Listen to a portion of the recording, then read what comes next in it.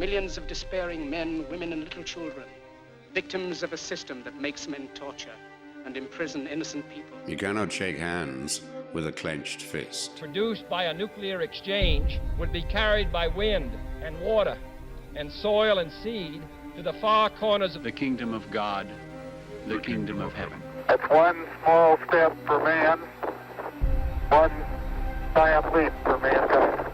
We're not saying that planet Earth is coming to an end. We're saying that planet Earth is about to be refurbished, spaded under, and have another chance to serve as a garden for another civilization. Most of the people in here are just your reflections. They're your mistakes. 1776 will commence again if you try to take our firearms. 1 million of the planet's 8 million species are threatened. You are what you repeatedly do. Therefore, excellence ought to be a habit, not an act. Your lives and the credibility of the United Nations is at stake. Epstein didn't kill himself. The reason this is such an interesting time is not only because we're on the threshold of the end of this civilization. They're trying to take you out with bullshit. The experience of the past 2 years has proven beyond doubt that no nation can appease the Nazis. To those who can hear me, I say, do not despair. The misery that is now upon us is but the passing of greed, the bitterness of men who fear the way of human progress. The hate of men will pass, and dictators die, and the power they took from the people will return to the people. And so long as men die, liberty will never perish. In the language of the U.S. Department of Defense, these are unidentified aerial phenomena. Roswell's a very interesting place with a lot of people that would like to know what's going on. There is very compelling evidence that we may not be alone. This is the Garden of Doom. Welcome everybody into Garden of Doom, and we are continuing our theme with tying into the NACON conference, Nephilim Anthropology, though I think that it's been changed to Anthrosophy, which I think I'm finally pronouncing correctly, conference, which is October 29th and 30th in the UK, but virtual tickets are also available, so I encourage everyone to look at the pricing and buy yourself a ticket for that, and you can see a whole lot of speakers, and some of them you'll recognize from these shows, including this very show where we have Gary Wayne. We're very happy to have him. He hails from Vancouver, Canada. So Gary, thanks so much for being in the Garden of Doom. Well, thank you for inviting me. So happy to be with you and looking forward to, I think, having a stimulating conversation that your audience may hopefully raise some eyebrows and maybe connect a few dots. So just want to thank you again for inviting me to the show, and very much looking forward to the conference at the end of October. All things being equal, that we can all travel. And I think it's going to be a good conference. Yeah, and another plaintive plea to the audience out there, to you and any of your friends who might be interested in this sort of thing: buy tickets virtual if need be, because if enough tickets sell, they're going to fly me over there, because I'm the I'm the person without substantive knowledge. I'm the non-presenter part of the conference, so I'm obviously the first budget cut. So even after the food, so. You go to middle rail to bottle rail drinks. No, I'm before that. So buy tickets so I can get a trip to England. Anyway, so enough of that stuff.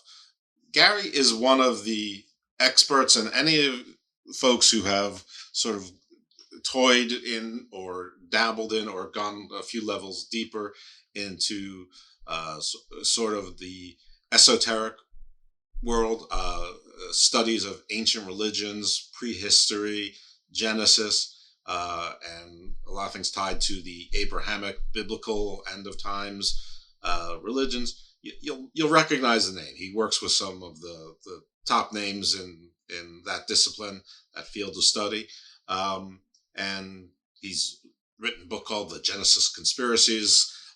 He is an expert in giants.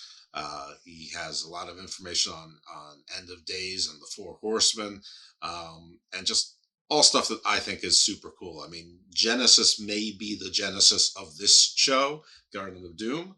The name probably isn't exactly an accident, though that's not how it came about, but I'm sure in some Freudian or Jungian level. It was tied together.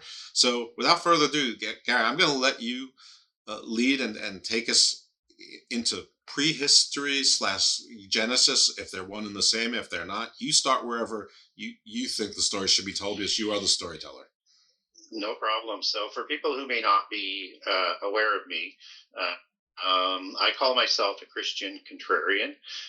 So I am biblically based, but I tend to want to verify everything for myself. I don't take at face value what somebody says, or what somebody says something says. I like to do my own research and lead to my own conclusions. And so I not only apply that to my research scripturally, but outside the Bible.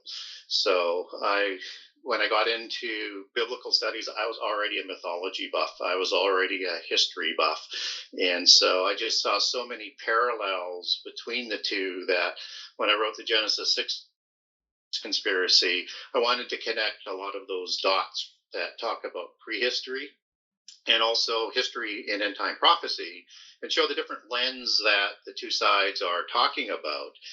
One might be a monotheist lens for a general perspective, and another general perspective would be a polytheist lens. I recognize there's a secular lens as well.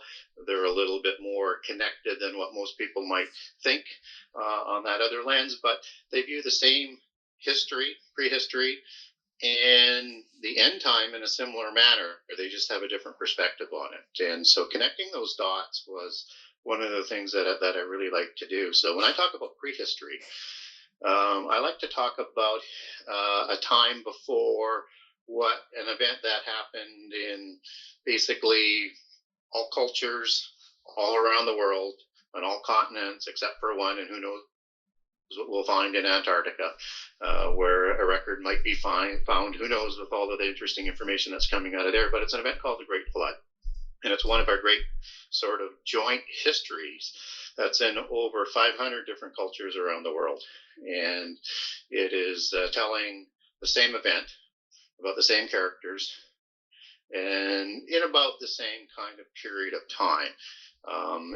And each of the religious sort of aspects will have their own type of dating, the legendary aspects that would go with it from a myth perspective, which I recognize a lot of cultures, like the Greeks, for example, would consider their myths and legends as history, just as First Nations in North America would consider their legends as history. So we want to be respectful of that, from understanding that what some people might think is myth, other people look at it with a little bit more sense of accuracy and urgency, I guess, if I would put it that way.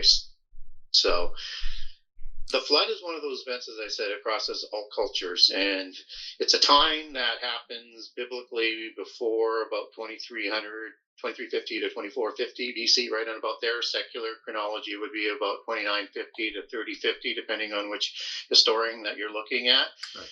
And there could have been other floods before that. And so there's a period of time there that is kind of fixed, that has, even though some of the ancient Greek historians might call it as a little bit nebulous, even at their point in time, they still kind of relied on that. But there's something that crosses, and Josephus, in his writings, he referenced a lot of different writers that wrote about the flood in prehistory.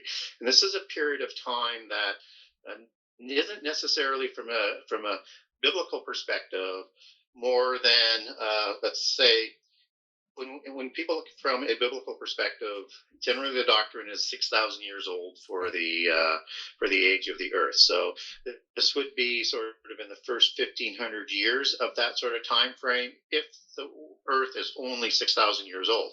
And I say that from a contrarian perspective because we only get the genealogies coming down from Adam. Right. And so that dates to be about 6,000 years. But if you're somebody like myself that says, if this is the word of God, then you can't have contradictions in Scripture. So if you look at the Eden account of Adam and the day 6 account, you get too many contradictions. And so you're in a position where you're looking at either the Bible's not accurate or there's two different creations. Right. And so there's an age factor here that one may want to look at. And within that, you've got not only, as in the book of Peter, where it talks about a day is 1,000 years, when it's talking about the destruction of the earth that was in the water and out of the water. That's now reserved for fire in the end time, as it was sort of destroyed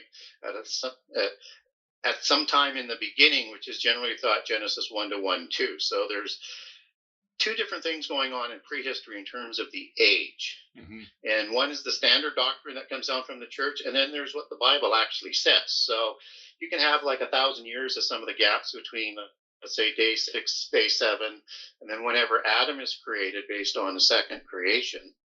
And or you can also have an older earth, and also you could also have additional days after day 7, so to speak, because we don't know what day Adam was created on if there's a second creation. But it's that renewal of the earth aspect that's sort of the wild card. You can translate Genesis 1 in two different ways. So it either was void or it became void and formless. And I won't go through in a 3-hour litigation of it, but people want to get a hold of me through my website at the Genesis 6 Conspiracy. I've got a document I can send them on that. And so that would take the world back even older. So if we look at the age of the earth in terms of what is prehistory, what we have that sort of reaches into prehistory of any sort of document or mythology, it's basically just before the flood. Then we have this unknown time that's before that. Yeah, that's very interesting. And basically, that's the Scopes monkey trial, the evolution trial in the United States, where the lawyers argued that how do we know what a day is to God? You know, was he going by the Earth day, there was spinning of the rotation, or were we going by God's day, which could be anything? And, you know, I guess that was enough for the jury.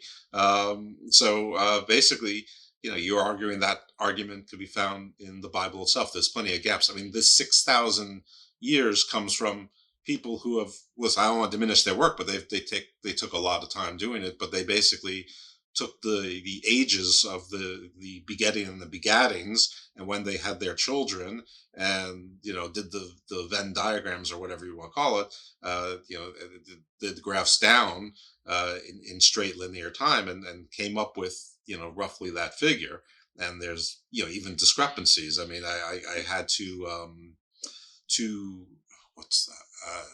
What yeshiva trained Jewish experts on, and even there within that discipline, there's a disagreement of, you know, whether they were off by about 100 years or so. So now I know that's not a significant amount of time in the grand scheme of things, but it's still, even in probably one of the more orthodox interpretations of Scripture, there's, you know, a margin of error. So anyway, I just want to interpose there.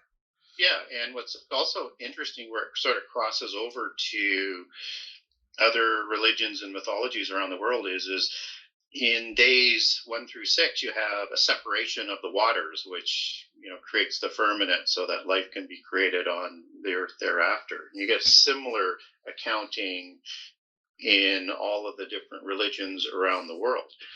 And what's interesting about that, because that's changing things from chaos into order, is sort of the transition as it shows up in other religions. And what's interesting about that verse in 2 Peter that I talked about is that it's talking about the earth that was in the water, that was out of the water. And so if you have a destruction of the earth before day 1, which is Psalms 104 would call a renewal of the earth when God sends His Spirit, then you would have had that earth probably destroyed right down to its foundations, from the size of the angelic war from a biblical perspective, or from a polytheist perspective, the War of the Gods is recorded in the Vedas, that you would have that firmament, which is the waters outside, which would collapse down on the earth and create that chaos. And then you pick up in all the different religions around the world, very, very similar, some subtle differences with this separation of the waters that creates the Middle Earth, as in the Lord of the Rings, for example, that creates this antediluvian world that is that specific time when the giants are are reigning. Now, what we don't know is all of the megaliths that are dated back then, or even older, is that part of the extended time of, let's say, of 1,000 days after the renewal of the earth, when the gods first created buildings and things on the earth, or was that even go back even further to another age? And that's the speculative part where it really gets sort of interesting. And I understand you can translate the Bible two different ways in Genesis, one coming out of the original Hebrew, but it's the other scriptures that show up throughout the Bible that indicate there was more going back in prehistory, and in the War of the Gods, that seems to be before the flood. And it seems to be before the creation of humankind in this sort of realm of creation. And we don't know, is kind of the point, is what happened before that. Now, in polytheism, you do get some variations with Lemuria, for example, as being sort of a parent civilization that would then produce the civilizations that became like Atlantis and civilizations like that. But we don't understand what happened when there was a division amongst the gods and what time frame that took place before things restarted after that war that was amongst the angels or the gods. So yeah, I mean, even in Genesis itself, which listen, you're more of a scholar on that than I'll ever be, but even in the description of the Nephilim, they describe them as basically the great men of renown, the heroes of old. Some people have said the giants of old. But the point is of old. What's old and what's renowned when you're in the opening paragraphs, the opening pages of Genesis? There is no old. So there has to be older than old. And even Cain, who was he was banished to a land with a name, with goat herders. So to take it literally as those days there's to be casual, I call them plot loopholes, but it does imply that there was a time before time. Yeah. Well, one thing, you get lots of passages that suggest there's a time before the time. When it talks about the mighty men of old understand that the Torah comes down to Moses in about 1500 BC. So that would be quite a bit after the flood. So they could easily be writing that down as the time of old as being before the flood. But the problem is when you get into the book of Joshua, when you see some of those terms like the Ancient of Days or the days of old, those words are different in Hebrew, and they start to reflect an older age. So the sentiment I agree with is exactly there in terms of there are passages that would suggest that we have a lot more going on in this place we called Earth than what the short time frame that we have right now is. And that's where it gets really interesting, is how do we resolve what actually happened? And with all the information that's out there, how do we connect the dots? And I think you see a similarity in the narratives of an extraordinary sort of basis, just that different lens that people are looking at it through, that tells about the prehistory. And I think we even get a tradition of this War of the Gods in many, not all, but in many of the religions and ancient texts that actually took place. That goes back, we're not sure how long. Yeah, well, the Vedics certainly have something that could be described like that. The Atlantis myth in the Greek, which is also from the Egyptian, talks a lot about something like that. And there's also in the Greek there was a flood, and then you got War of Gods and Titans, which really, what's the difference except for just the name? But I think the Golden Age of Heroes, which is not the first age, according to the Greeks, they use the same terms almost word for word. The heroes of old, the great men of renown.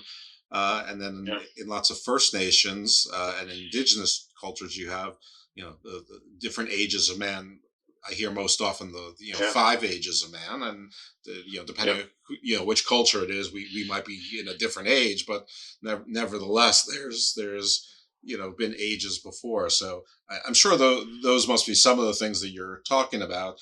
But but you can either correct or elaborate on that. Yeah, and I'd like to maybe elaborate a little bit on it. And so, we need to be open that there's a time that's even older than what standard chronology for Christians would put into place. We also need to understand the terminology, no matter what perspective you're coming from, with what is used in terms of the pantheons of the polytheist nations and religions. And so you have this unique term called parent gods and offspring gods. So for people who may not be sort of familiar with that, it's like Kronos being the father of Zeus, right? And you have, Osiris as being an offspring god. In Sumeria, you've got Anu, let's say, as a parent god, and Enki and Enlil as offspring gods, which is kind of a unique kind of concept. But the point of the matter is they both reign, and they both reign at different periods of time. And the standard sort of mythology that goes with it is that there was a war amongst the gods, which could be another war, or it could be this older war. We don't know. And within that, you have the offspring gods overthrowing the parent gods and taking over. And then when you get the stories of the offspring gods, whether it's the Baalim of the Bible or the Olympian gods, and you get the same type of demigod creations. You get like the Nephilim before the flood, and then you get the Rephaim after the flood biblically. If you sort of look at that with El and Baal, El is the father of Baal, is a parent god who disappears because Baal takes over, just as all of the religions around the world talk about one of the sons moving up to take over. They both create giants. Yeah. And they both create them at different points in time. And it seems that the Baalim seems to be after the flood. Zeus seems to be after the flood, particularly with Hercules and the tales of that. So I think what you've got is two different creations of these giants that are going on. One that's before the flood, and they're either overthrown, as in polytheism, or biblically they're put into the abyss. And then after the flood, the offspring gods who didn't get put into the abyss,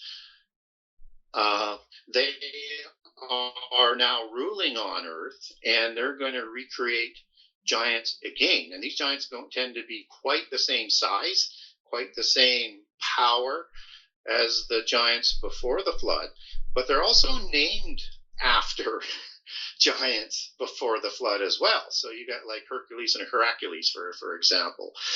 And you also have this conflation, as you talked about, titans of heaven and titans of the earth. And in Greek mythology, that would be like a titan would be a god, or an Olympian god, or a parent god. But you also get these titans of the earth like Atlas. And Atlas was a demigod and one of the sons of Poseidon, part human, part god, as a demigod.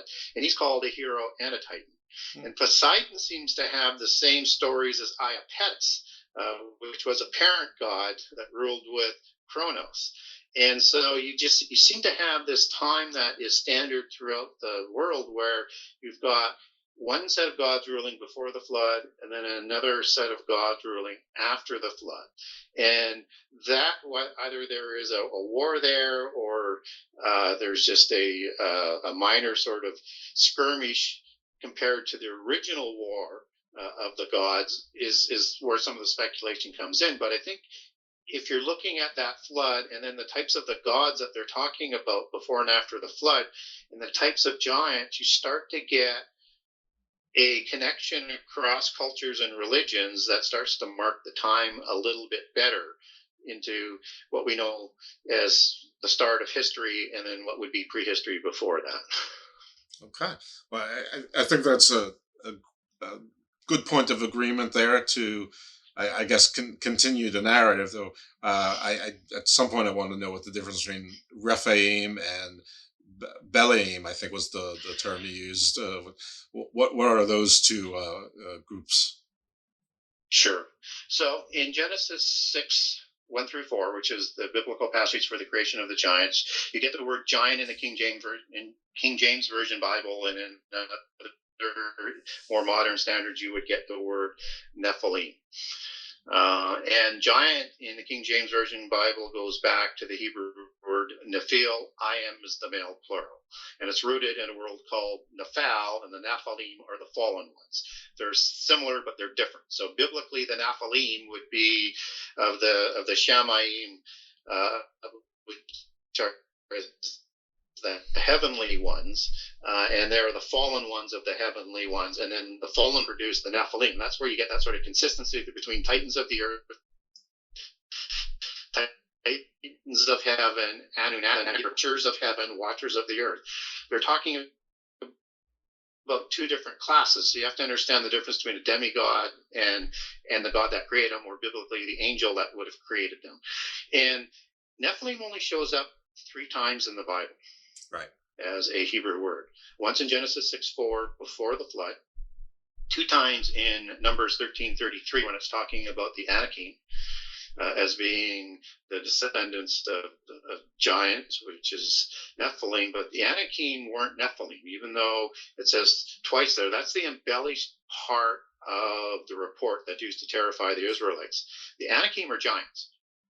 And they're taller than the Israelites, and they're taller than the hybrids that are there. So you got the Anakim, then you get the people that are taller in Numbers 13:33, Deuteronomy 1, a couple other passages that will distinguish the difference between the taller ones and the giants after the flood, the Anakim.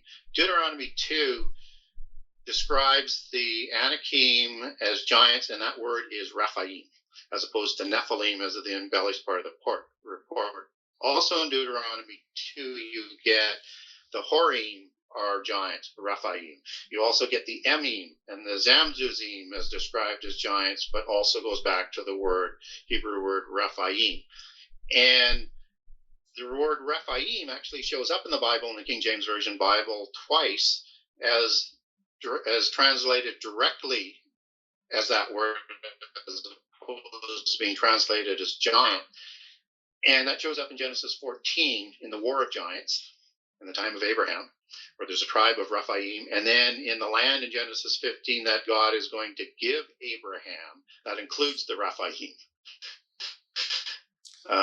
as part of that tribe. So these are post-Diluvian giants. And so Og would be the last of the giants after the flood. Last of the Rephaim is the original Rephaim created after the flood.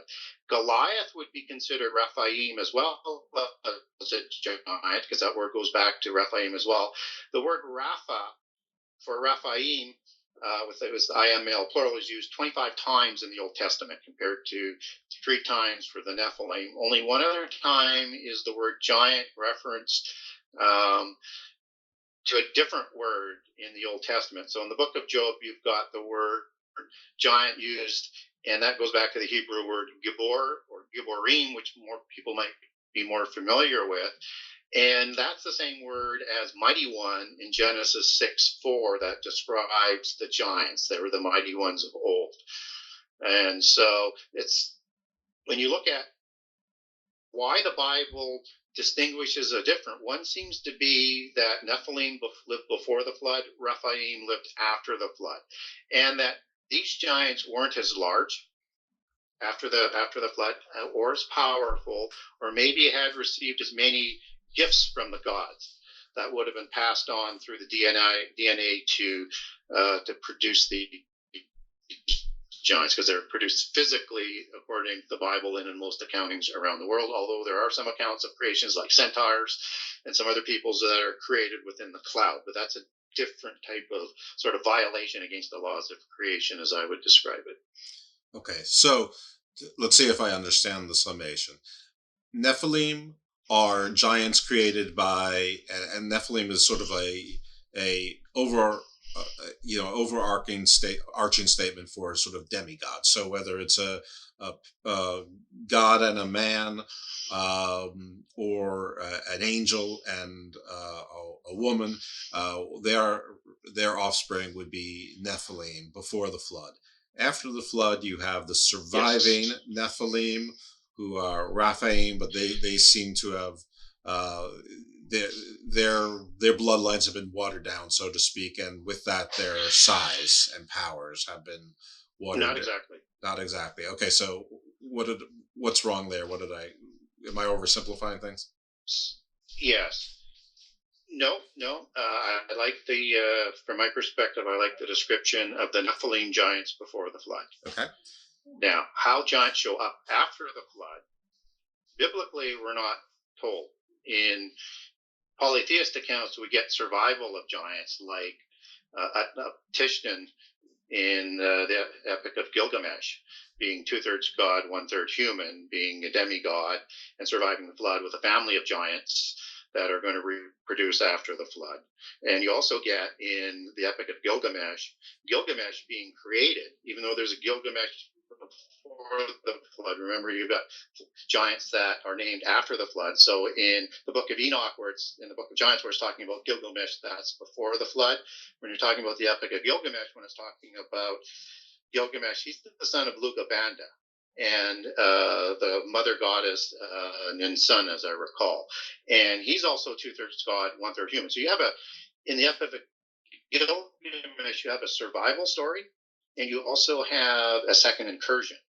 And the second incursion giants aren't as large as the original giants. And even Gilgamesh is holding up Pishtan or Zayazudra, as some of the other translations of the same story would call the Sumerian giant Noah, holds this survivor in a higher esteem because he's seeking him out, right? And he wants to get the wisdom, whatever else that he can glean off of Pishtan.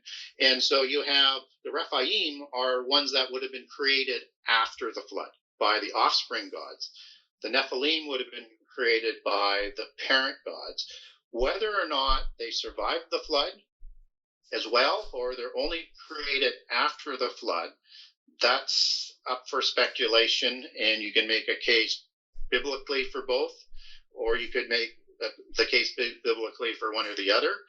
And polytheism, you get the same sort of story where you've got Zeus creating Hercules after the flood by the timing of the mythology. But you also have Deucalion, who is the son of Prometheus from before the flood. So he's a giant as well, surviving the flood. So you get, what I'm saying is you get two different stories as to how giants survived the flood or show up after the flood is a better way of looking at it. I'm open to giants surviving the flood, but if you look at who the Rephaim are, and the best way to link them back to the offspring gods is through the Ugaritic texts and the Baalim, Baal, of Mount Hermon. That Baal is the one who creates the Rapayu or the Rapayum, and that there's some sort of fertility issue with these giants after the flood. So we're also seeing some sort of degradation from the original Nephilim, which didn't seemingly have any trouble reproducing.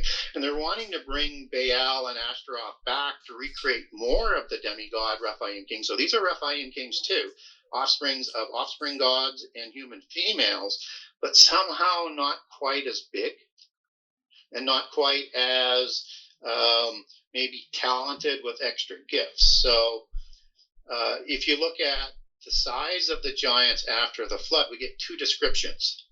One being from, actually we get three descriptions. You've got Goliath, that is 400 years after the time of Og, and he's going to be 6 cubits and a span, and he's the king of Gath, so I would use a royal cubit. Some people might use a common cubit. But as a king of Gath, and as Josephus says, you should use for the kings the royal cubit for the measurements of the giants. He would be 11 feet 3 inches, tall or as small as 9 feet 9 inches using a common cubit. Og's bed is 7 feet, or is 9 cubits by 4 cubits.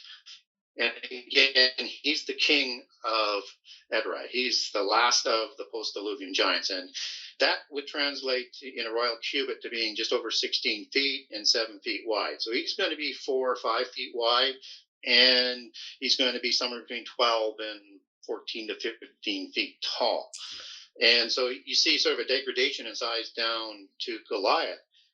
And the other second creation story with dimensions that seem to fit is Gilgamesh, who's talked about not only in the Ugaritic text but also in the Sumerian text as being 11 cubits tall, and that's going to take him as the king of Uruk, again being using a royal cubit, is over 19 feet tall, and he's also 4 cubits wide, so he's going to be 4 to 7. He's going to be, say, 6 to 7 feet wide, and the giants were thought to have a 2-to-1 height to width ratio versus 3-to-1, which made them extremely stout, as they're described in the Bible, or as strong. That goes back to Azaz, which means stout, which doesn't mean fat. It means just wide and full of muscle. So like a NFL lineman or a WWF wrestler. These weren't just tall, gangly beings. They were powerful, fleet of foot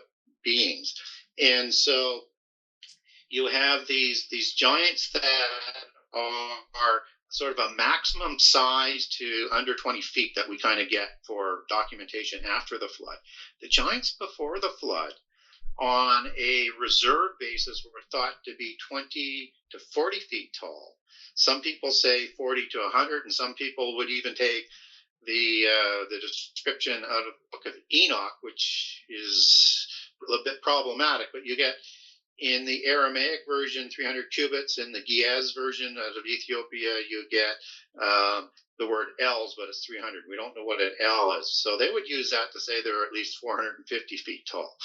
I'm thinking that's getting to be a little bit large. Yeah. What we do know is from the reliefs is that the ratios tend to put them somewhere between 20 to 40 or 50 feet tall before the flood, but smaller after the flood. So, did some of these Nephilim survive the flood? It's a distinct possibility, but then you also have the Rephaim, which are created after the flood. But biblically, we don't get Nephilim being described after the flood. The interesting thing is in polytheism is you get the 4 different races of the Aryans. I want to put a pin in that because I definitely want to get to that in a second. But I mean, just non-biblically speaking, if we take this as being correct, that there were people that were 9 to 30 feet high. Well, let's forget about the 9. The more like the 14 to 30 feet high. What did they eat? And so that would imply that they'd have to be around while there was the megafauna around, which, I think the last megafauna sort of were gone, around 10, 12,000 years ago. Though some survived longer, but so it does put the time frame back a little bit further, unless you just go with they just ate 2 or 3 times what we ate of this, but the same kind of food source, which I suppose is possible as well. Well, the larger the size, the more the consumption, which is why you want to make sure that if you're looking at the evidence that we have around us, that the environment would have to be able to support that size, right? So if it's that time period just before the flood, I think 20 to 40 feet high, you could support that, because they're eating not only the plants and whatever's being grown, but they're eating animals, but they're also eating humans. Right? They were cannibalistic, and they also drank the blood of humans afterwards as well. So humans would have been looked almost like cattle to them. It's interesting, and I don't put too much stake in this in terms of the lost book of King Og, even though it has connections back to the book of Giants of Manichaeans, which goes back to the book of Enoch, and this is translated supposedly out of a copy that came out of the Vatican. They basically looked at humans as cattle, right. I mean, or worse, as worms and other sort of descriptions, and not certainly the demigod status that they were, and they ate them. But we get that from a lot of accounts. So I think there would have been enough to enable the giants to survive, even though they had a good reproductive ability before the flood versus not so much after the flood.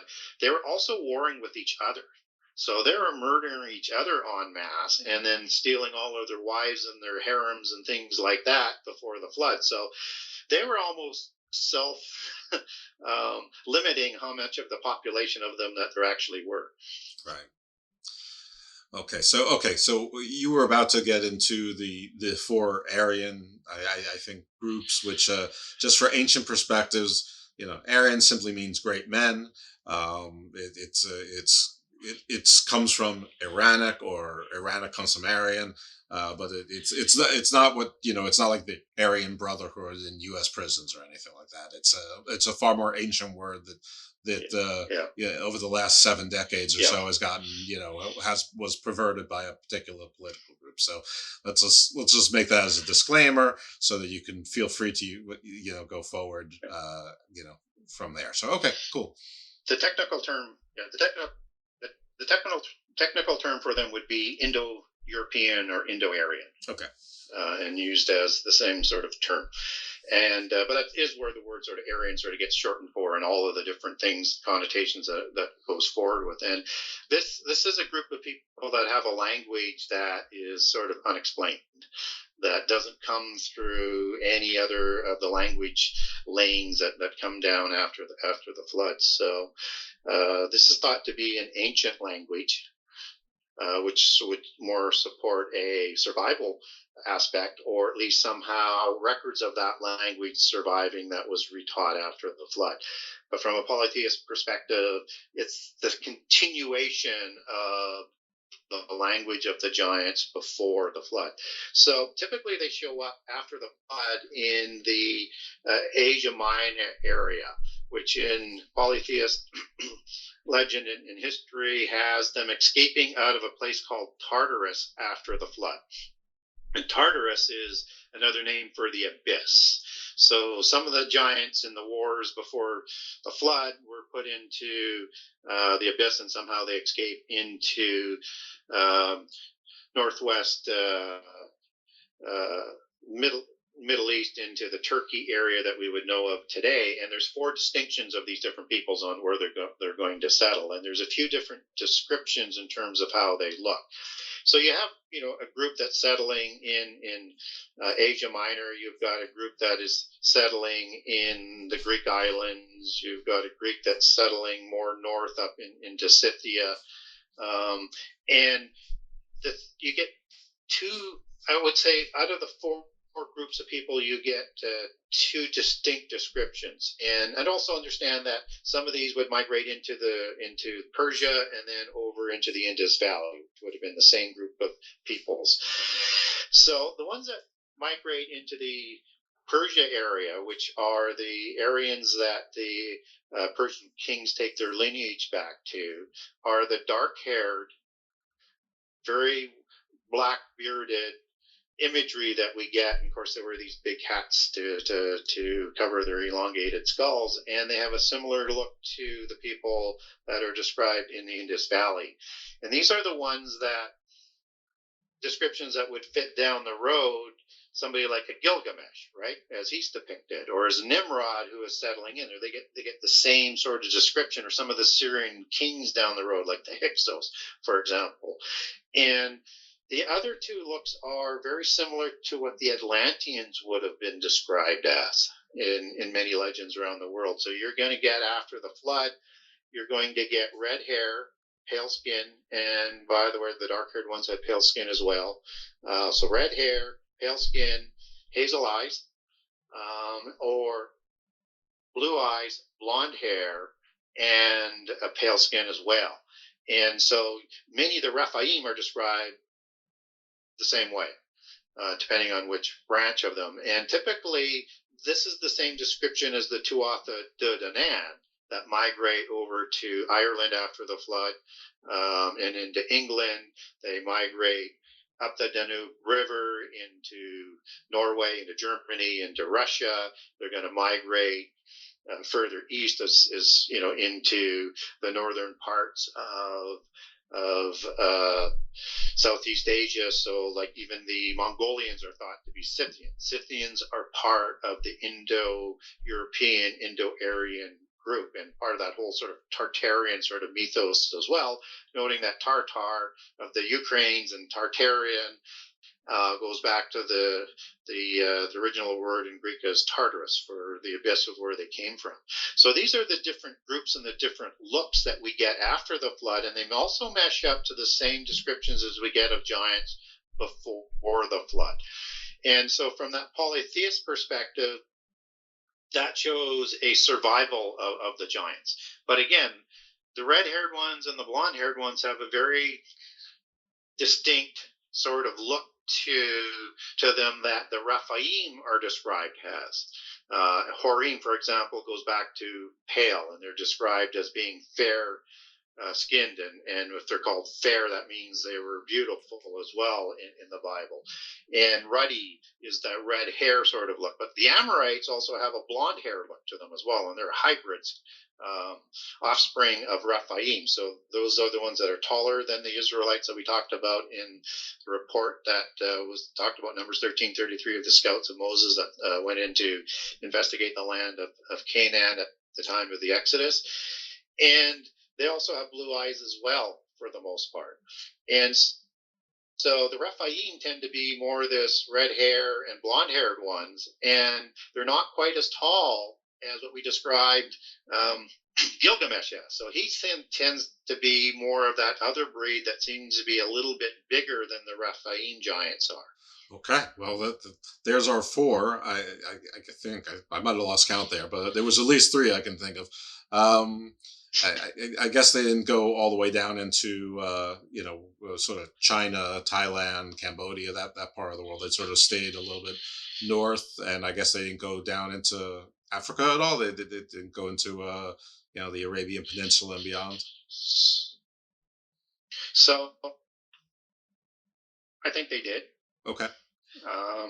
And I think that they probably migrated all around the world. I mean, they were dominating civilization both before the flood and then again after the flood, just by their size. And we get an indication of that as some of the Orientals and the Aryans, right? So the Aryans who migrated to Persia and then to the Indus Valley, they obviously migrated east, and those religions that they were practicing, which would have been an antediluvian religion, and we would understand that antediluvian religion as Zoroastrianism, is sort of the foundation, and they use the same gods and the same words as Hinduism. And then this religion is exported to China and to Southeast Asia. So there's a migration there one expects, because there were priests and warriors and kings of the time that they would have exported themselves their own religion.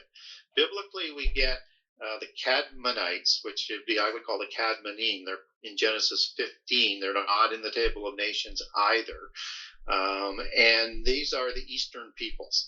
And so these are the Eastern giants that would be classified more as not just Eastern as in Persia or maybe into the Indus Valley, would actually defined as Oriental as part of the tribe. So I think we get some descriptions biblically of the giants that are going to the east.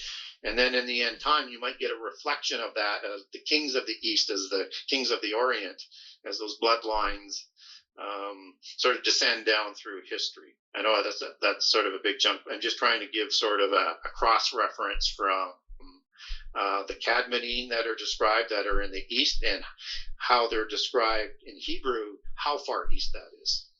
Okay, fair enough. And I think that's great. I mean, we can only do overviews here anyway. We can't do, what's probably hours of courses, if not days.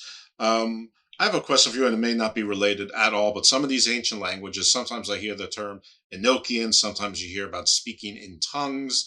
Are these those ancient languages, or is it something else entirely? Well, Enochian, if that's what you're referring to, one would expect that would be an antediluvian language, because Enoch, and there's two Enochs. Biblically, there's one that's the son of Cain and one that's the son of Jared, in the two lines of Cain and Seth before the flood, and both wrote scripture. Okay. And so... Well, you tell me which one does Enochian refer to? I always assumed it was the Enoch from the Book of Enoch, who was sort of pre-Noah, I think it's his great-great-grandfather or something, who, was sort of, disappeared. He ascended with God. He didn't die. He was ascended. Yeah. But maybe I'm wrong. Maybe it's this Enoch, for 6 generations down. Well, and that's what has happened. There's been a conflation, whether it's deliberate or just by mistakes of the two. They're both very important figures before the flood. And the Gnostics within Freemasonry and ancient Masonry, they take their history back to before the flood, and that their creation is the start of the knowledge that is separated into what is called the 7 sacred sciences in the Polychronicon in the history of Freemasonry, that Enoch, son of Cain, separates the knowledge into. And Enoch learns his knowledge from his father Cain, who learned it from Adam, who learned the knowledge from Adam in the Garden of Eden, but he's going to use the knowledge differently than what Adam was taught to use it. And Enoch's going to develop Enochian mysticism, as it's also called, with the development of this knowledge that is going to start mysticism before the flood, which is thought to be the parent polytheist religion before the flood in some circles, and that they're going to develop not only the mystical religion, but the mystery schools to go with it, to develop those 7 disciplines from which the secret societies take their beginnings from. So Freemasonry would look at Enoch as one of their greatest patriarch, just as they would look at Tubal-Cain, Jubal and Jubal as sons of Lamech. That's part of the Cainite lineage, as part of their greatest patriarchs as well. And that this knowledge and this writing is recorded in 36,525 books stored in 9 vaults underneath the pyramids.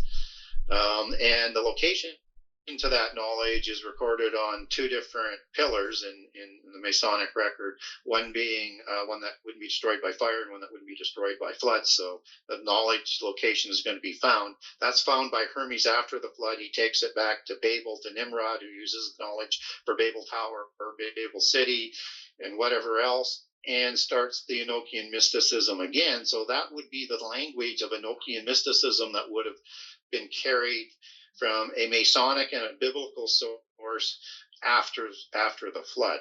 Now, Enoch is completely different than of the Masons than Enoch, who is the son of Jared. He's the one who's taken to heaven. And Enoch, son of Cain, he's actually recorded in the book of Enoch, and I think there's a bit of a corruption there, but he's recorded as being 500 or 550 years old. Enoch, son of Jared, is taken up to heaven at 365 years old. So you've got 2 different kinds of scripture that you have to be careful with as you're looking at, particularly when we don't have original Hebrew manuscripts on any of these. Yeah, you should write a book called The Two Tongues. You should write the book called The Two Enochs. Yes. Well, I start off the first book with a lot about it, my first 8 or 10 chapters, and a lot of people will get a hold of me, particularly Christians, and say, I don't like the picture you're painting about Enoch. And my point is to get people to understand there's 2. Right. Right. And then I sort of reveal that as the book sort of unfolds. And when you're talking about tongues, as in a spiritual gift of talking tongues, you could get some antediluvian languages in there as well. So when they're speaking of tongues, there's 2 different entities that are providing that ability to speak in tongues. One would be from the Holy Spirit, from the Christian perspective, and if it's from the Holy Spirit, there's going to be a translator, and it's going to be a language that is known within the earth today.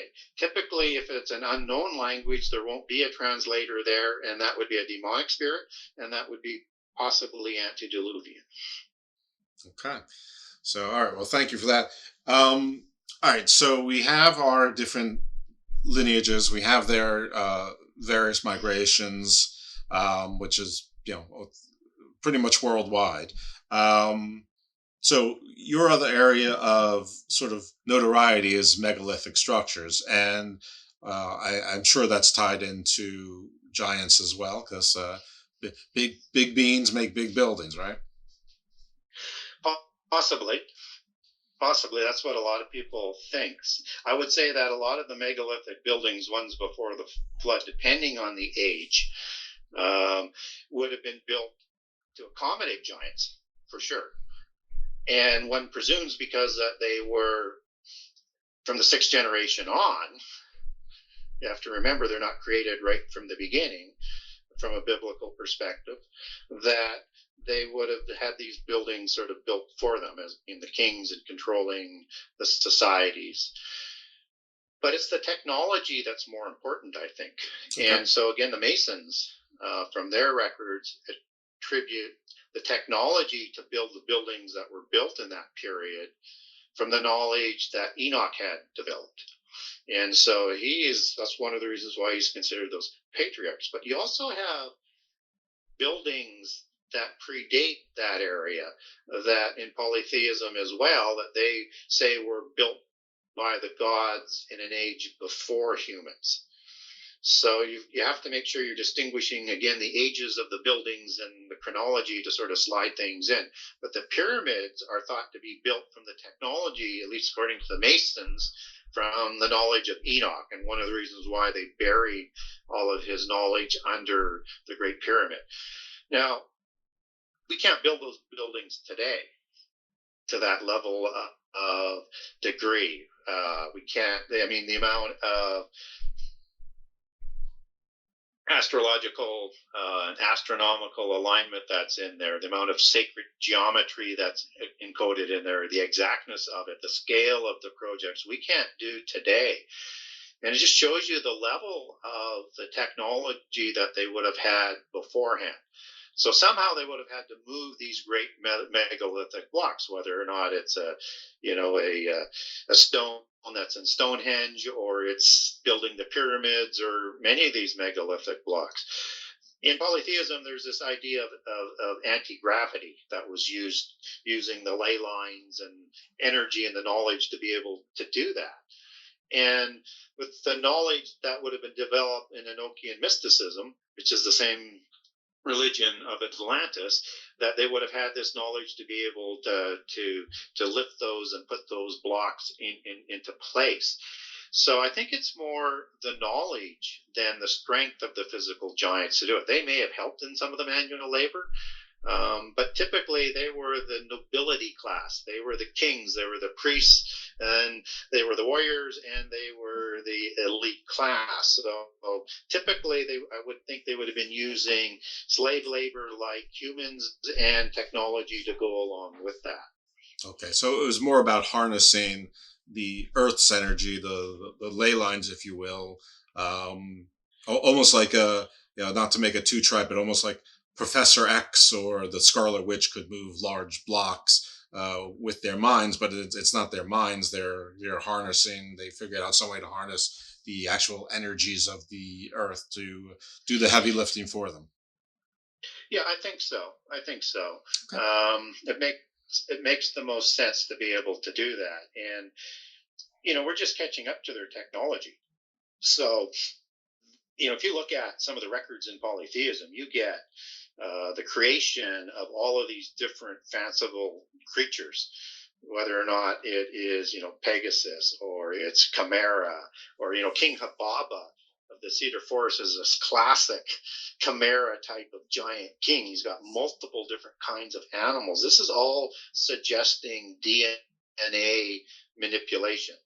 And we're just catching up to that now, just as we're just catching up to their building technology as we move into the future. And there's an interesting word that's used in the flood story in the Bible, that the whole earth was corrupt and there was violence all in the earth. Well, that word corrupt, it might include the violence, but it's not the whole meaning. If you take that back to Hebrew, it's the Hebrew word shakaf, and that means to ruin, to decay, to manipulate, to destroy, to spoil. The whole Earth was corrupt. That means all of the plant genomes. That means all of the animal DNA, human DNA, except for, as a lot of people would set forward, and I would tend to agree, maybe the 8 that were put on the ark, and then any of the animals that were called to the ark by God, because he would know which ones were best representative of the species. A kind is a word that we use in English that goes back to a meaning that means species in Hebrew, to replenish the earth without that DNA manipulation after the flood. And of course, all the plants would have been wiped out, but regrown anew after the flood. So it sounds like they had a DNA expertise. Whether or not the giants had that, I think they did to a certain degree. I know the gods did, the fallen angels, and they created all of these different types of beings. I mean, they created the centaurs in a cloud.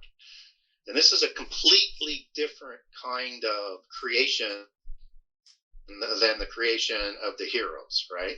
This is something that's unique, and you get another type of animal that's integrated. It's almost like that combination that we get as part of the clue with the giants in Sumeria, where you have their 1/3 human and 2/3 God, right?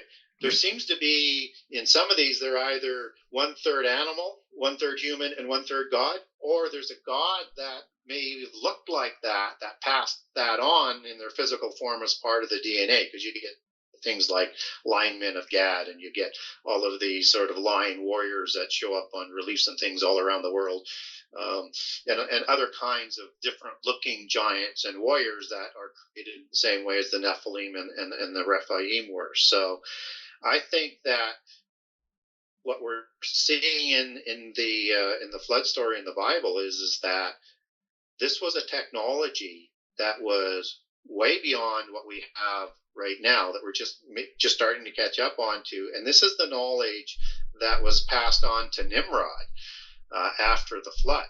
And again, one of the reasons for the disbursement of the languages was that knowledge that was going to be used in a way that God didn't want it to be used from a biblical perspective.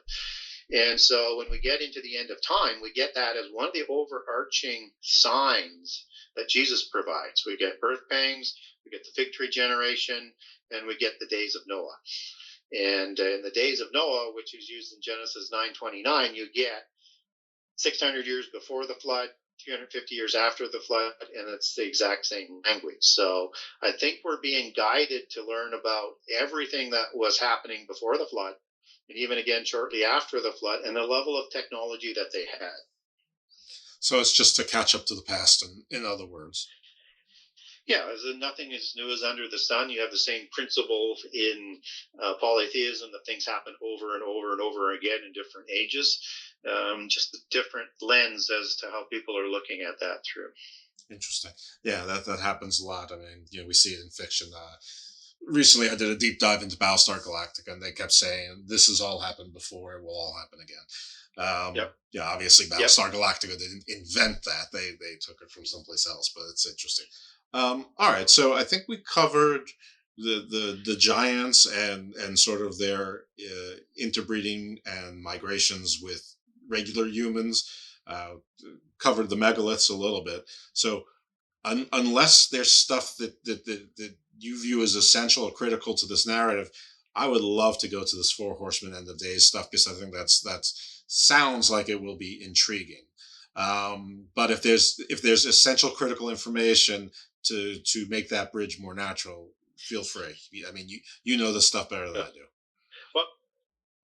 Well, it's interesting, and there's always more to talk about, right? But one of the points that I like to try and communicate to people is that if you want to understand end-time prophecy, biblical end-time prophecy, and it will also help you with other end-time scenarios from other belief systems, you need to understand prehistory. So you need to understand who the gods were, or the angels and the fallen angels as they are in the Bible. If you want to understand end-time prophecy, you have to understand everything that happened in prehistory, because it has that allegory or that context that is provided within end-time prophecy. And this is a continuation of the same narrative. So what's being played out is being played out on what has happened before. So when we look at the four horsemen in Revelation 6, these are quite interesting beings, and they ride out on four different colored horses, and they have the famous four different types of disastrous catastrophes that they're kind of bring with them for the last 7 years of this age. And over the years, I looked at many different versions as to what people thought they were or what they might be. But what's interesting is that there's as they're describing the riders on these horses, and it's the riders that we should focus on, that when they're described in the pronouns in Greek as him or he, it goes back, it's a self-reflective pronoun that is rooted in autos. So, but it also means a baffling wind, a wind that might go backwards. And wind, when you're talking from biblical beings and allegories, are very, very much akin to angels. So that if you go back into the Old Testament with the word spirit, ruach is the Hebrew word, that can mean wind, it can mean air, but it can also mean an angel, it can mean a spirit of a being, it can mean the Holy Spirit. You get sort of the concept. So it's one of the words that's used for angelic beings. And that you have a description that's in Zechariah 5 of these beings that come from before the throne, just as the four beings before the throne in Revelation 6 come from. And these have the four chariots, and they're the riders. And these are beings, and they're called spirits. Again, goes back to that Hebrew word ruach. So these are four angels that I classify as the four angels of prophecy that have been working throughout all of the time, at least from a post-Diluvian perspective, from after the flood, and that these are the ones that Daniel describes as the four winds, the four ruach, that blow up the four beast empires in Daniel 7.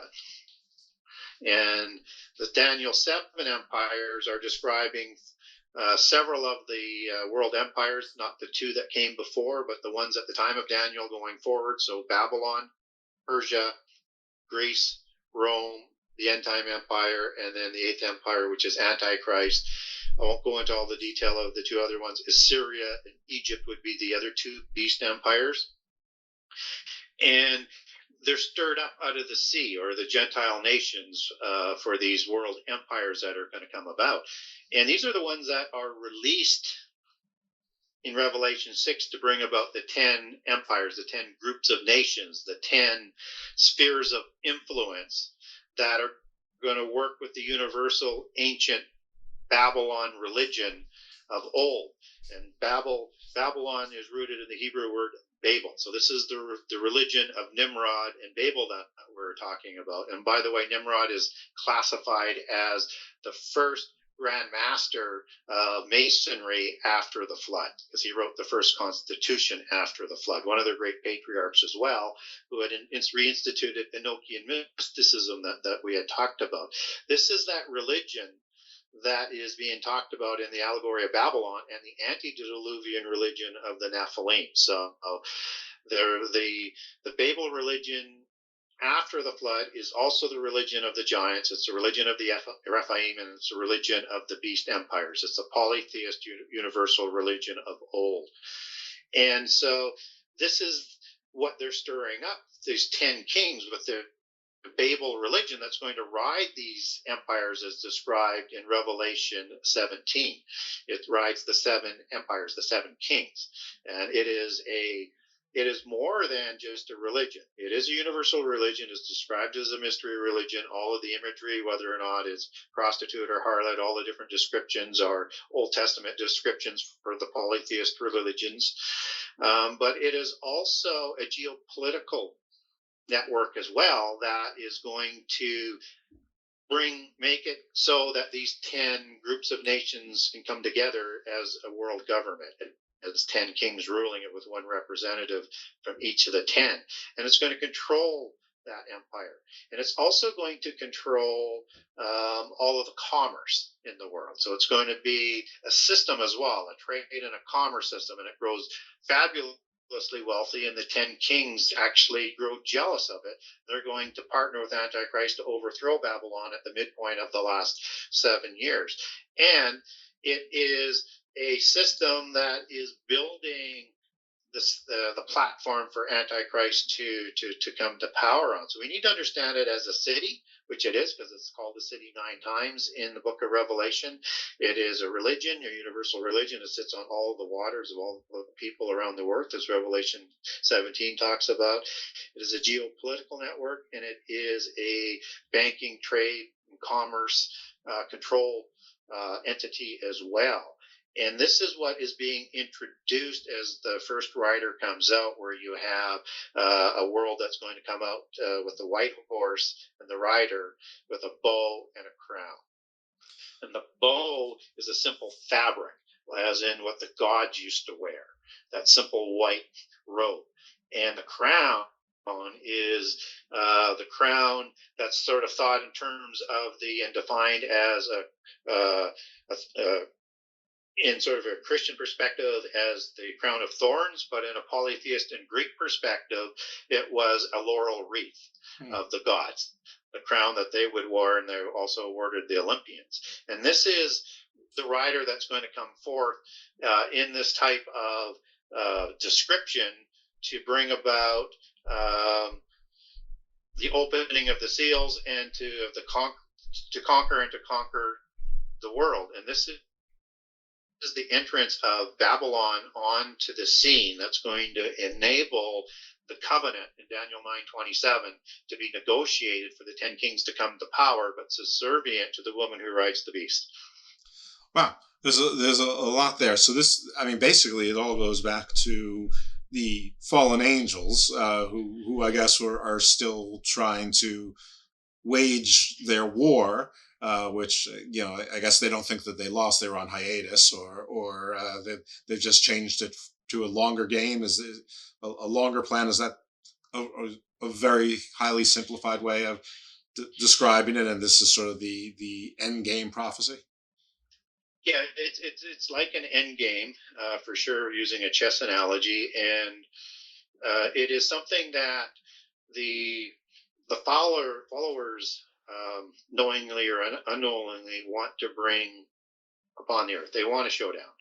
They want a showdown to win their freedom from the evil god of the universe. So when you look at that movie, like Doctor Strange, for example, right? And Earth is wanting to be this place that is separate from this evil overlord of the universe. They're trying to win that. And that's been the war all along, when the war of the gods. It's not that the angels that rebelled thought that they could defeat God. They just wanted to be on their own, and they wanted to have one that was going to rule over them, that was going to rule differently, that would be like God, as Isaiah 14 talks about.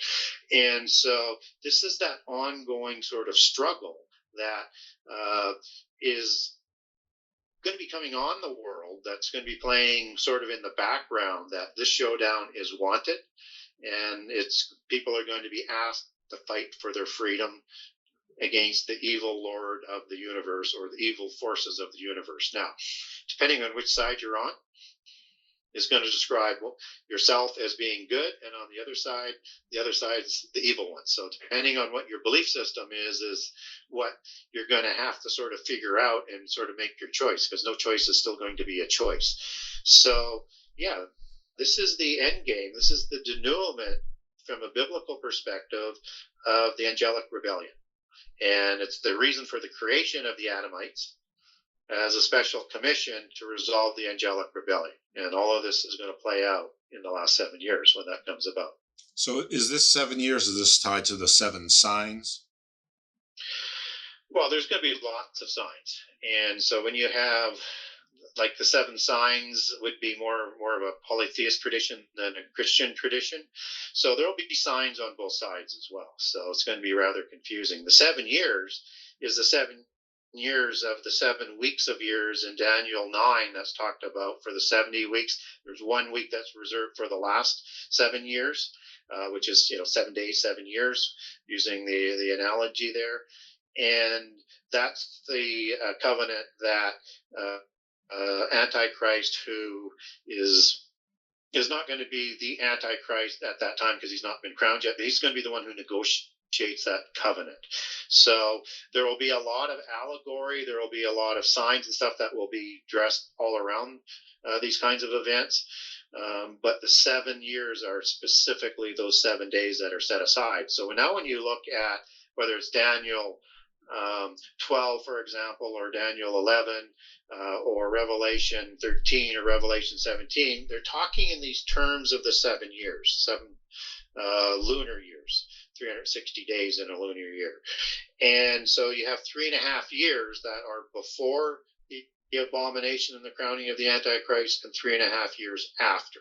And you have 3.5 years of the reign of Antichrist, as is talked about in Revelation 13. You have 3.5 years when the people of Judah are going to be permitted to do a sacrifice on the wing of the temple until Antichrist stops that at the midpoint of the last 7 years. So it's 7 physical years is what I'm saying. But do expect other allegories and signs to be wrapped around that as well from both sides. Okay, so let's just take 3 signs that we should look for on either side of this conflict. In terms of?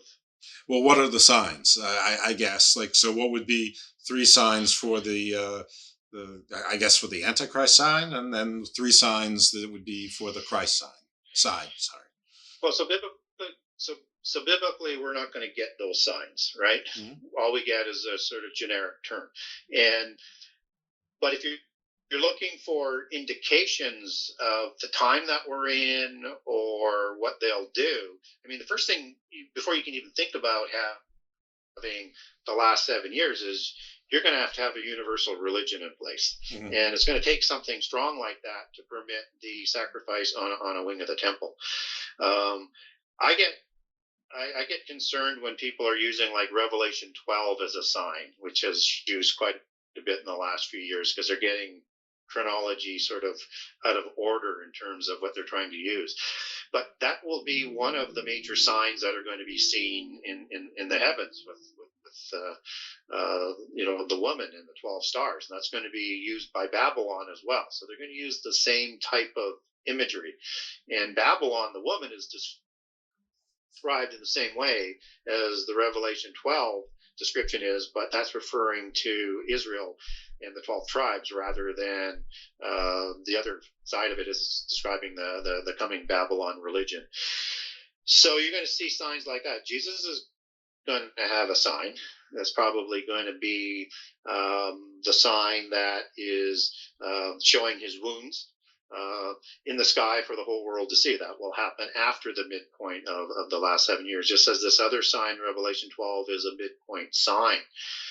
But you're going to see signs like from what I think are caused by self-caused catastrophes, man-made catastrophes. You're going to see signs like the sun and the moon darkening. Right? You're going to see that from the wars that are going to happen and the earthquakes that are going to happen, from the birth pangs that are listing the 4 types of catastrophes that repeat all through the fig tree generation and get stronger as you go. And you're going to see that sign more than once in the last 7 years. You're going to see it 3 times of the sun darkening and the stars darkening, because you've got 3 levels of catastrophes coming. You've got the seal judgments at 25%, you got the trumpet judgments at 33%, and you've got the bowl judgments that would be 100% if it was permitted to continue to the end. So we're going to see wars that look like Armageddon. And people will claim there as they will be Armageddon, but it won't be. There will be increasing levels of wars that are going to happen.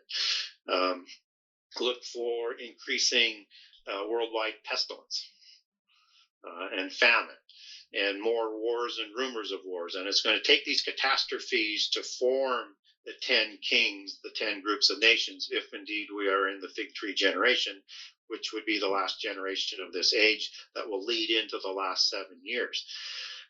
You've got a wormwood sign that a lot of people like to talk about, but that's in Revelation 6, and I think that's a catastrophe that comes with the wars of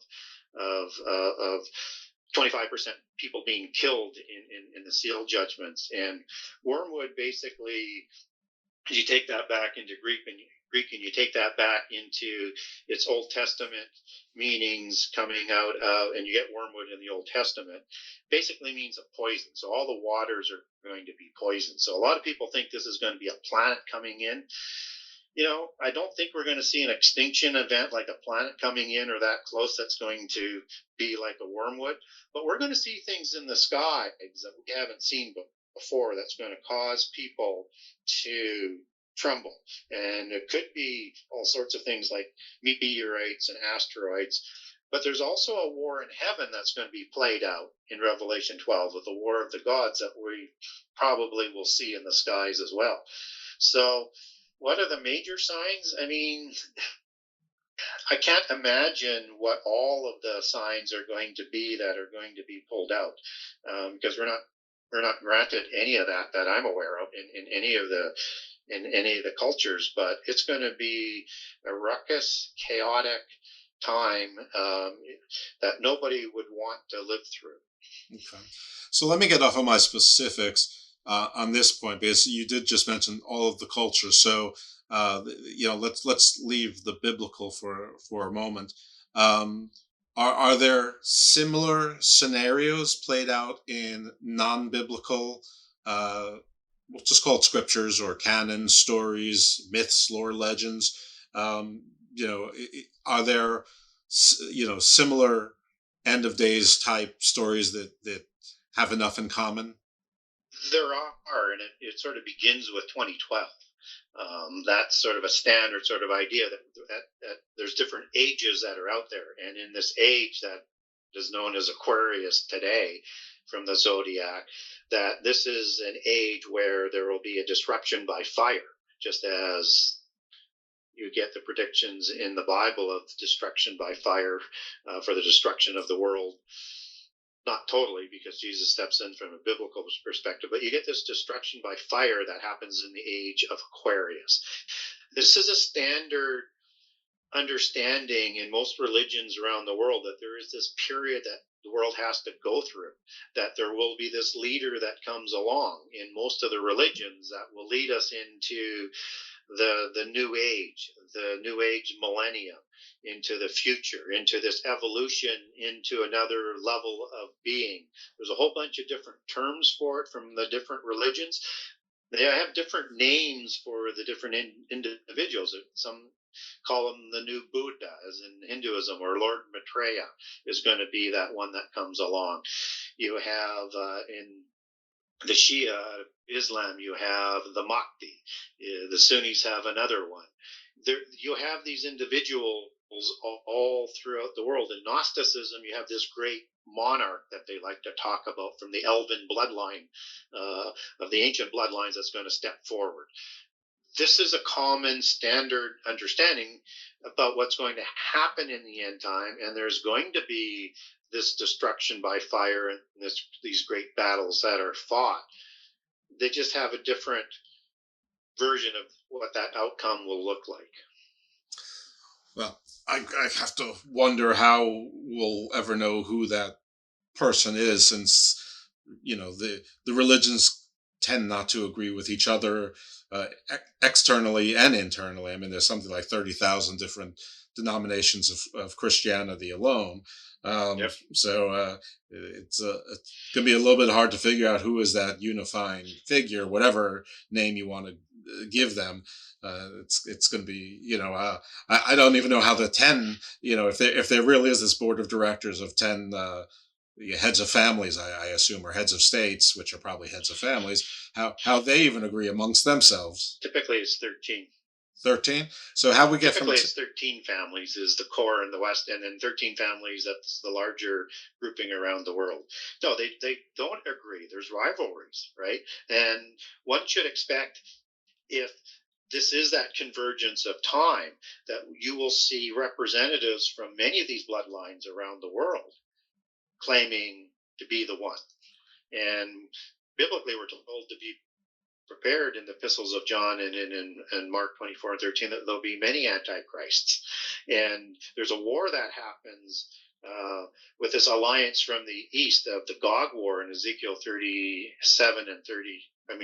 and 39 that happens in the end time. And Gog is the chief leader on this group, and Magog and all these other names that come out of the Table of Nations. Gog doesn't come out of the Table of Nations. It comes out of nowhere into this end time prophecy. And Gog was unbelievably, a offspring of a god and a human female. So Iapetus, as a parent god in the Greek mythology, had several sons. One was Albion, one was Magog, and the other one was Gog. And Gog, as you take that word back in Ezekiel and as it's described in the book of Revelations in another Gog war that comes at the end of the millennium, that goes back to both Greek and Hebrew as an end-time Antichrist figure. So you're going to have probably several candidates, and it's going to be very, very messy. And what my advice to people is don't look at every president that comes along or any new political leader anywhere around the world and start pointing, that's Antichrist, that's Antichrist. You're going to get it wrong. Right. You're not going to know until after the counterfeit Armageddon. Okay. All right. I have two questions, even though we seem to be sort of wrapping up. But how do we get from 10 lines to 13 houses? Where'd the extra 3 come from? Oh, so you're referring to the standard sort of 10 that's used in the antediluvian world? Yeah, I guess I was I was misunderstanding that those 10 bloodlines, those 10 great houses were there, but then you corrected me that there were 13. So so so 10 is a number that is sort of an antediluvian number that was used for 10 generations, 10 great kings. 13 is the number that the Western Europeans and their bloodlines and their secret societies like to utilize. So they have a hierarchy within their royal bloodline secret societies. So like Freemasonry is kind of at the bottom, the first level of adepthood. And as you move up the Thelmic tree, as they like to call it, you have the Illuminati, then the Rosicrucians, which starts to get into more of the, it's more pure of the bloodlines at the top half. Then you move up into the Committee of 300 families, and you move up into the Council of 33, and then you have the 13 families. That's the number that is generally sort of utilized of the 13 Western families. What I'm also being told is that several of these 13 families are amongst families from around the world that are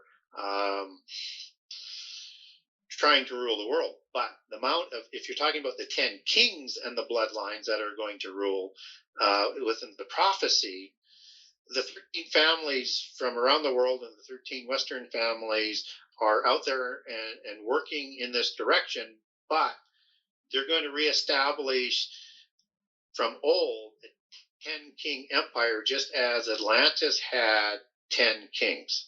And they're trying to reestablish the new Atlantis, as Francis Bacon wrote about in his classic work that is sort of one of the beacons of the sort of ideology. And they want the new Atlantis, and they're going to develop these 10 kings from around the world. Okay, Do not so confuse the 13 families, right? So with the end time 10 kings, even though these are going to be bloodline kings. Okay, so the 10 kings were kingdoms around the world. The 13 are families, mostly Western Europe, well, maybe exclusively Western Europe, though I guess there's been some expansion. There might be some overlap, there may not, but at some point the 13 will try to strike unifications with, I suppose, the heads of some of those 10 kingdoms, or recreate the 10 kingdoms. Is that sort of what we're saying? Well, you're getting different forces that are trying to bring in the New World Order, and you get different factions that have a different sort of perspective than what the Europeans are, which are dominating the sort of rules-based order they like to talk about. So you're getting pushback from President Xi, for example, and you're getting pushback from Putin in China, and you're getting pushback from other countries. They want a New World Order. They want a larger role in the New World Order, and they want the Europeans to have a lesser role. So however it ends up as 10, that's the number that the West has picked because, as an example, they created the Club of Rome that reports into the Committee of 300, and that was formed in the late 60s, and their job was to not only sort of help bring along world government, and they're very frustrated if they're not getting there as quickly as they want, but they divided the world up into 10 groups of nations, and that's the model they're working on. And it's a number that they pick because I think they're driven by that new Atlantis legacy that they're trying to rebuild. So biblically, we're told there's going to be 10. How it gets there, why it gets there, doesn't really matter from a Christian perspective, but from the European perspective, that's the number that they want to have. And so you've got old bloodlines all around the world that are going to be sort of reintroduced that will eventually rise to control these 10 kings of the 10 groups of nations around the world. So the Putins would be the Putyanin bloodline of the Scythians that go back through Ukraine, which is why Ukraine is so important to him. And his name shows up in the 1850s. He's the grandfather is the illegitimate son of one of the Putyanin, which is the bloodline of the original czars of the Ukraine. And you have President Xi, who is from the Western Shah bloodline, which is the Li family bloodline that goes back to the Dragon Kings, both before and after the flood. So you've got these bloodlines that are in place all around the world that are going to be reasserting themselves to establish this world order. But it's going to be messy, and that's why you're going to have these wars that are going to go on. But you're going to see Putin want to rebuild his old Russian Empire. You're going to want to see President Xi have a larger role. He's going to expropriate more countries. That's going to cause wars and rumors of war and probably lead to famine and pestilence and everything else. That's going to be driving the birth pangs leading into the last 7 years. Eventually, it's going to get so messy that the world's going to come together with universal religion, with prophecies that were saying if we don't come together, we're going to destroy ourselves from the face of the earth. And they're going to establish these 10 kingdoms, and it's going to be governed over by the universal religion. Okay, well, that is a lot. and certainly a lot of that sounds like it's happening now, but in the back of my mind, I'm thinking that you could probably extrapolate the similar circumstances to pretty much any time in history. But I guess the counter to that is, well, of course, this is the same struggle. So it's just replaying over and over again. Just some of the names are different. Which is why we want to be careful that, are we in that last generation or not? I think we might be. I think we might be in the fig tree generation, but we need to see more before we can explicitly say that. And we don't want to get ahead of events and get them all out of order, because you just sort of lose your credibility if you do that. So one wants to be careful in terms of that. So predicting signs, predicting dates, just, go mark your place in the graveyard of people who got it wrong throughout the millennia, because that's, where you're headed. So we want to watch, we want to be careful. I think Jerusalem's an important part to the start of the fig tree generation. And the southern kingdom was the fig tree in prophecy in the Bible. And this is the same allegory that Jesus uses for the fig tree generation, that he also, before he goes into the Jerusalem to predict its downfall and gives the signs to the disciples, he kills a fig tree, that this is a barren tree anymore. But he sees but he puts in the signs that when you see this fig tree and it's in bloom and it's in season, know that this is the season and it's the fig tree generation parable that he's providing there. So I think that might be it. But like I say, I mean, world government, universal religion, sacrificing on a wing, an extremity, or an overspreading of the temple, whichever translation you're reading, those are big hurdles to get over. And so it may take a lot longer than what people think. And we don't know how long a generation is. It could be 120 years, as Genesis 6:3, or it could be 70 years or 40 years in the book of Exodus. So we want to be very, very careful that we don't get too far ahead of ourselves on this stuff, but we want to watch and monitor it. Okay, so in this maelstrom that I took us to by saying I want to talk about end of days, if there's a silver lining there, I mean, there's got to be. So what is it that somebody listening to this, without getting too caught up in trying to figure out, is it this person, is it that person, is it this leader, is it this philosopher, is it this religious leader? What can they do in their lives to be on the side of right, without having to, say, pick a side and maybe pick the wrong side? Like, what can you do day to day just to, be on the right side, even though you're not really necessarily doing that much? Well, I would encourage everybody that they need to do more research on their own. They need to be more curious. They need to ask more critical questions. They need to learn more. They need to be preparing themselves. You've got, people, if we are in that generation, you're going to have to make a decision. So you want to educate yourself as much as you can about what's happened in history, what's happened in prehistory, what do we see going on today, and just prepare yourself so that when you see things that are continuing to happen in a pattern that is pointing in a direction that I was talking about, you may want to have a closer look. And then you're going to have to decide. But right now, I'd just try and get people to become more curious and to learn more, because that's the best preparation for everybody. Whatever your belief system is, make your own decision, but learn about it and make a decision based on what you've learned. Okay. All right. Well, that I think is safe enough to say. I was hoping for more like, plant fig trees or something. But if it was easy, it would be. If it was easy, it would be critical. So nothing worth doing is easy, I guess, is what they say. So, all right, we don't get an easy silver lining here, but it is called the Garden of Doom, so we shouldn't. So, I would also say hope that it's not that generation, because nobody wants to go through this. Nobody does. It is too horrific. So, hope that we're not there. But if we are, learn more. Yeah, but then we're just kicking it down to our kids or grandkids or whoever else. But either way you look at it, it'd be horrific. But yeah, from a your own perspective, that not you. I mean the collective of listener and people living right now. Sure, it's that hope that it's way down the line is probably as good as it gets. All right, well, that was very, very interesting. A lot to think about. I couldn't get a happy ending, but as I said, this is the Garden of Doom, so why should I expect one?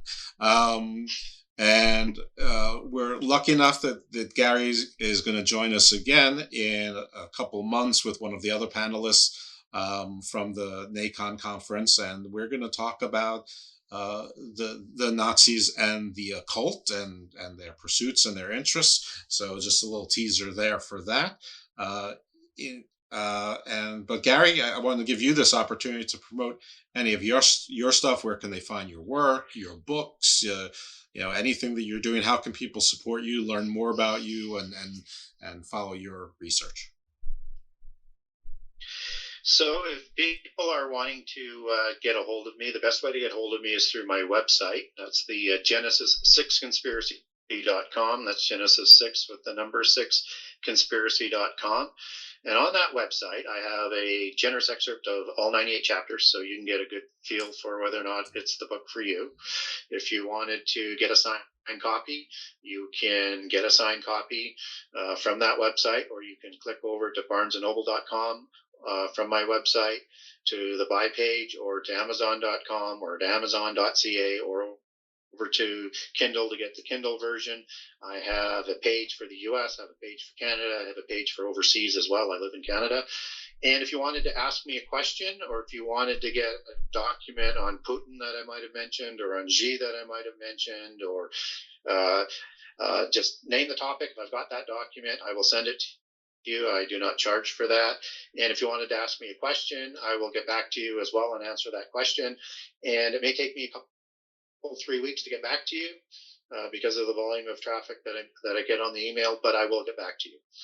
If you are wanting to get a hold of me on Facebook, that's the only social media that I do, so you can get a hold of me through my timeline or Gary Wang Genesis 6 Conspiracy group if you want to join that, or send me a message on Messenger. So lots of ways to get a hold of me. Those are the best ways. And if you like what I'm saying, you might also want to Google my name. You're going to find hundreds and hundreds and hundreds of interviews on a whole bunch of different topics that you can go to as well. Yeah, thank you for that. Thank you for coming on the show. And I guess we should talk about the conference. So it's the Nephilim Anthrosophy Conference, October 29th and 30th. It's at David Game College in the UK, which I believe is in or near London. But there are virtual tickets so that you can enjoy the conference without having to travel to the United Kingdom. And if you just Google Nephilim Anthropology Conference or Nephilim Anthrosophy Conference, you'll find a link to the site. I will try to remember to put a link in the show notes, but I most definitely put a link to the show to buy tickets in the links to episode 132, which was with Maria Wheatley, another one of the speakers there. So I know 100% it's there. And I believe also 130, which was with Luke Michael Ironside, who's also affiliated with the conference. So I'm not sure if he's speaking this time or not. But the link is in 130 as well. Hey, and listen to those shows while you're there also. But I will put it in the show notes as well. And I thank Gary once again for his time and for his general agreement to come on again in a couple months. So, folks, thanks so much for everything. And if you have the time, you can give us a rating. You can write a review, refer us to your friends and people who you think need to benefit from a show like this. This is certainly not the only kind of topic that we cover. We go everywhere in the Garden of Doom. Our roots go wide, deep, and sometimes high as well. So thank you for all that, and you'll hear us next week again in the Garden of Doom. I was going backwards and I swear I saw me talking to the Asa and he whispered softly, you were here before in a different body.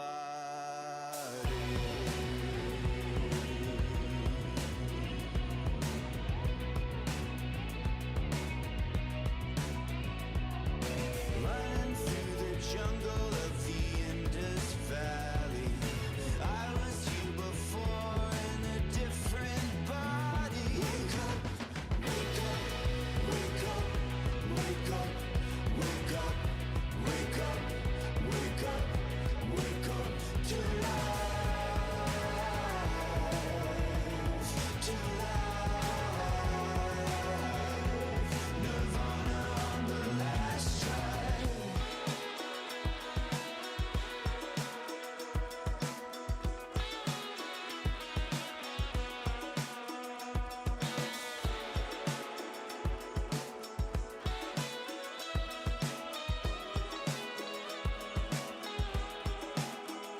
Now the lotus flower blooms and the sun is rising. East to the west, the event horizon. I smiled to the Asa and he started rhyming. It's better forever and ever than never enough whatsoever.